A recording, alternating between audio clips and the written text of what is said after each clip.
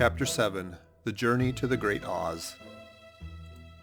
They were obliged to camp out that night under a large tree in the forest, for there were no houses near.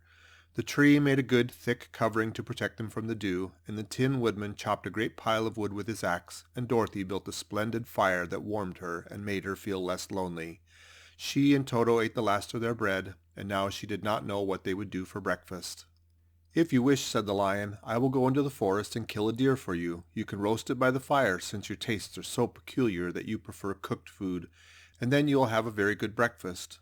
"Don't, please don't," begged the Tin Woodman. "I should certainly weep if you killed a poor deer, and then my jaws would rust again." But the Lion went away into the forest and found his own supper, and no one ever knew what it was, for he didn't mention it. And the Scarecrow found a tree full of nuts and filled Dorothy's basket with them so that she would not be hungry for a long time. She thought this was very kind and thoughtful of the Scarecrow, but she laughed heartily at the awkward way in which the poor creature picked up the nuts. His padded hands were so clumsy and the nuts were so small that he dropped almost as many as he put in the basket. But the Scarecrow did not mind how long it took him to fill the basket, for it enabled him to keep away from the fire, as he feared a spark might get into his straw and burn him up. So he kept a good distance away from the flames and only came near to cover Dorothy with dry leaves when she lay down to sleep. These kept her very snug and warm, and she slept soundly until morning. When it was daylight, the girl bathed her face in a little rippling brook, and soon after they all started toward the Emerald City. This was to be an eventful day for the travelers. They had hardly been walking an hour when they saw before them a great ditch that crossed the road and divided the forest as far as they could see on either side. It was a very wide ditch, and when they crept up to the edge and looked into it, they could see it was also very deep, and there were many big, jagged rocks at the bottom. The sides were so steep that none of them could climb down, and for a moment it seemed that their journey must end. "What shall we do?" asked Dorothy despairingly. "I haven't the faintest idea," said the Tin Woodman, and the Lion shook his shaggy mane and looked thoughtful. But the Scarecrow said, "We cannot fly, that is certain. Neither can we climb down into this great ditch. Therefore, if we cannot jump over it, we must stop where we are." "I think I could jump over it," said the Cowardly Lion after measuring the distance carefully in his mind. "Then we are all right," answered the Scarecrow, "for you can carry us all over on your back, one at a time." "Well, I'll try it," said the Lion. "Who will go first?" "I will," declared the Scarecrow, "for if you found that you could not jump over the gulf, Dorothy would be killed, or the Tin Woodman badly dented on the rocks below. But if I am on your back, it will not matter so much, for the fall would not hurt me at all." "I am terribly afraid of falling myself," said the Cowardly Lion, "but I suppose there is nothing to do but try it. So get on my back and we will make the attempt." The Scarecrow sat on the Lion's back, and the big beast walked to the edge of the gulf and crouched down. "Why don't you run and jump?" asked the Scarecrow. "Because that isn't the way we lions do these things," he replied. Then giving a great spring, he shot through the air and landed safely on the other side. They were all greatly pleased to see how easily he did it. And after the Scarecrow had got down from his back, the Lion sprang across the ditch again.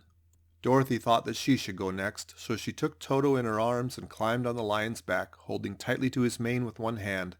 The next moment it seemed as if she were flying through the air, and then before she had time to think about it, she was safe on the other side. The Lion went back a third time and got the Tin Woodman, and then they all sat down for a few minutes to give the beast a chance to rest, for his great leaps had made his breath short, and he panted like a big dog that had been running too long.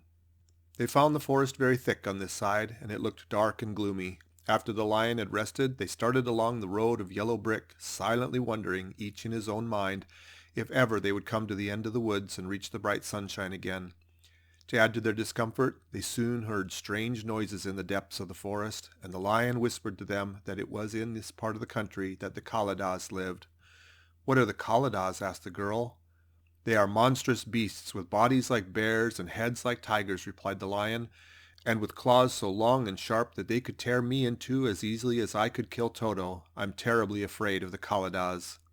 "I'm not surprised that you are," returned Dorothy. "They must be dreadful beasts." The Lion was about to reply when suddenly they came to another gulf across the road, but this one was so broad and deep that the Lion knew at once he could not leap across it. So they sat down to consider what they should do, and after serious thought the Scarecrow said, "Here is a great tree standing close to the ditch. If the Tin Woodman can chop it down so that it will fall to the other side, we can walk across it easily." "That is a first-rate idea," said the Lion. "One would almost suspect you had brains in your head instead of straw." The woodman set to work at once, and so sharp was his axe that the tree was soon chopped nearly through.